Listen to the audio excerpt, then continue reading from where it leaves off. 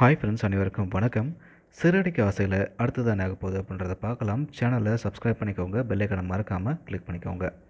So last 2 வாரம் பார்த்திங்க அப்படின்னா சத்யா கேஸை வச்சு போயிட்டுருந்தது. அதுக்கப்புறமா ரோகிணி பணத்தை திருடினாங்க, அதை வச்சு கொண்டு போயிருந்தாங்க. இது எதுலேயுமே இந்த ரோகிணி மாட்டல அப்படின்றது தான் வியூவர்ஸ் எல்லாரோட ஒரு வெறுப்பாகவும் கோவத்தை ஏற்படுத்தக்கூடிய ஒரு விஷயமா இருந்துச்சு. இப்போது திரும்பவும் இந்த வாரத்தில் பார்த்திங்கன்னா 2 புது விஷயத்தை வந்து கொண்டு வந்திருக்காங்க. ஒன்று, இப்போ கிறிஷை வந்து சென்னைக்கு அழைச்சிட்டு வந்துட்டாங்க. தனியாக வீடு பார்த்து தங்க வச்சு இப்போ ஸ்கூல்லேயும் சேர்த்து விட போகிறாங்க. அதே ஸ்கூலுக்கு தான் அண்ணாமலை வேலைக்கு போகிறாரு. ஸோ இன்னொரு பக்கம் முத்துவுக்கு சந்தேகம் வருது. ஸோ கிறிஷ் சம்மந்தமாக ஏதோ ஒரு ரகசியம் இருக்குது, அது என்ன அப்படின்றத அவரும் தேடி போக போகிறாரு.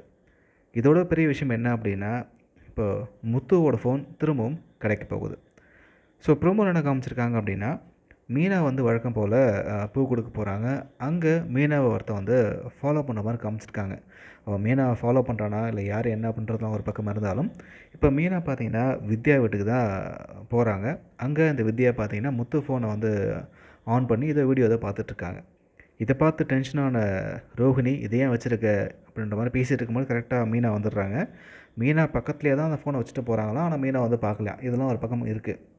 ஒரு பக்கம் ரோகிணிக்கு வந்து வயிற்ற கலக்குது. எங்கே இந்த ஃபோனை பார்த்துட்டா நம்ம வந்து மொத்தமாக மாட்டிப்போம்னு சொல்லிட்டு மீனாவை வந்து அனுப்புறதுலேயே அந்த ரோகிணி குறியாக இருக்காங்க. ஒரு வழியாக மீனாவை அந்த ஃபோனை பார்க்கல. ரோகிணி வந்து நீங்கள் கிளம்புங்க மீனா, அவங்க போயிட்டாங்கன்ற மாதிரி இப்போ மீனாவை அனுப்பிச்சி வச்சுறாங்க. அதுக்கப்புறமா வித்யா கிட்ட இந்த ஃபோனை ஒழுங்காக கொண்டு போய் கடலில் போடு அப்படின்ற மாதிரி சொல்லவும், இந்த வித்யாவும் பார்த்தீங்கன்னா எடுத்துகிட்டு கொண்டு போகிறதுக்கு தான் போகிறாங்க. பட் போகிற வழியில் அவங்க செப்பல் அறுந்து போயிடுது. கரெக்டாக பார்த்தீங்கன்னா அந்த பாட்டி தாத்தா இருக்காங்கல்ல, அவங்கள்ட்ட தான் போய் அந்த செப்பலை தைக்க போகிறாங்க. அப்படி தைச்சிட்டு இந்த வித்யா வந்து அந்த ஃபோனை கொண்டு போய்ட்டு கடலில் போட்டுடலான்னு சொல்லிட்டு ஒரு ஆட்டோவில் ஏற போகும்போது ஃபோன் கீழே விழுந்துடுது. அந்த ஃபோனை அந்த பாட்டி எடுத்து கையில் வச்சுருக்காங்க. பட் இதில் என்ன விஷயம் அப்படின்னா, அது திருட்டு ஃபோனு.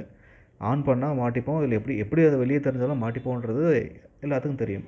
ஆனால் அந்த ஃபோனை இந்த வித்யா பார்த்தீங்கன்னா கடைசி வரைக்கும் கையிலே தான் வச்சு தெரியாது. சொந்த ஃபோன் மாதிரி பார்த்தீங்கன்னா கையிலேயே வச்சு தான் தெரிகிறாங்க. ஸோ அந்த பாட்டியும் தாத்தாவும் அந்த பொண்ணு திரும்ப வந்தால் அந்த ஃபோனை கொடுக்கலான்னு சொல்லிட்டு எடுத்து வச்சுருக்காங்க.